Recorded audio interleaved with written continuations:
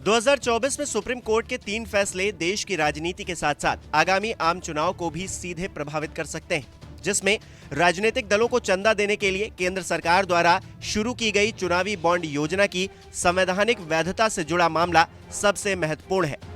इसके अलावा प्रवर्तन निदेशालय की शक्तियों की समीक्षा और असम में नागरिकता से संबंधित नागरिकता अधिनियम की धारा 6A की वैधता से जुड़ा मामला है। दरअसल चुनावी बॉन्ड योजना और नागरिकता कानून वाली याचिकाओं पर सुप्रीम कोर्ट ने फैसला सुरक्षित रखा है, जबकि ईडी की शक्तियों की समीक्षा को लेकर जनवरी में विस्तार से सुनवाई होगी। केंद्र सरकार द्वारा राजनीतिक दलों को चंदा देने के लिए जनवरी 2018 में शुरू की गई चुनावी बॉन्ड योजना की वैधता को चुनौती देने वाली याचिकाओं पर सुप्रीम कोर्ट के 5 न्यायाधीशों की संवैधानिक पीठ ने 2 नवंबर को फैसला सुरक्षित रख लिया था। इस मामले पर सबकी निगाहें इसलिए भी टिकी हैं क्योंकि इसका फैसला 2024 के लोकसभा चुनाव को सीधे तौर पर प्रभावित कर सकता है।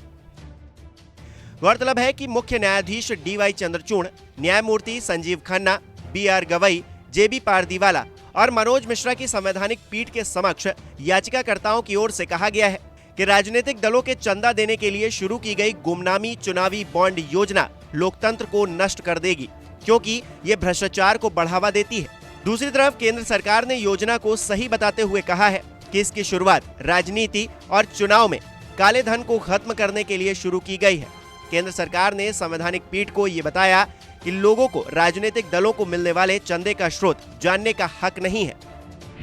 आपको बता दें कि असम में नागरिकता से संबंधित मुद्दा हमेशा से चुनाव को प्रभावित करने का मुद्दा रहा है। सुप्रीम कोर्ट के 5 जजों की संवैधानिक पीठ ने 12 दिसंबर को असम में नागरिकता अधिनियम 1955 की धारा 6A के प्रावधानों की संवैधानिक वैधता को चुनौती देने वाली 17 याचिकाओं पर फैसला सुरक्षित रख लिया था। धारा 6A असम समझौते के तहत आने वाले अप्रवासियों को भारतीय नागरिकता देने से संबंधित है। वहीं सुप्रीम कोर्ट की 3 जजों की विशेष पीठ प्रवर्तन निदेशालय की अथाह शक्तियों की समीक्षा कर रही है। इस मामले में जनवरी 2024 में विस्तृत सुनवाई शुरू होगी। इस मामले में आने वाला नतीजा देश की राजनीति को काफी प्रभावित करेगा, क्योंकि अभी यह आरोप लगाया जा रहा है कि ईडी का इस्तेमाल विपक्षी पार्टियों को दबाने के लिए किया जा रहा है। सुप्रीम कोर्ट उन याचिकाओं पर विचार कर रही है जिसमें धन शोधन निवारण अधिनियम यानी कि PMLA के तहत गिरफ्तारी, धन शोधन में शामिल संपत्ति की कुर्की, तलाशी और जब्ती समेत ईडी की अन्य शक्तियों को चुनौती दी गई है। शीर्ष अदालत ने 24 नवंबर को इस मामले की सुनवाई 8 हफ्ते के लिए स्थगित करते हुए जनवरी 2024 में सुनवाई के लिए सूचीबद्ध करने का निर्देश दिया था। विशेष पीठ ने सुनवाई स्थगित करते हुए सरकार को मामले में दाखिल संशोधित याचिका पर जवाब दाखिल करने का निर्देश भी दिया था।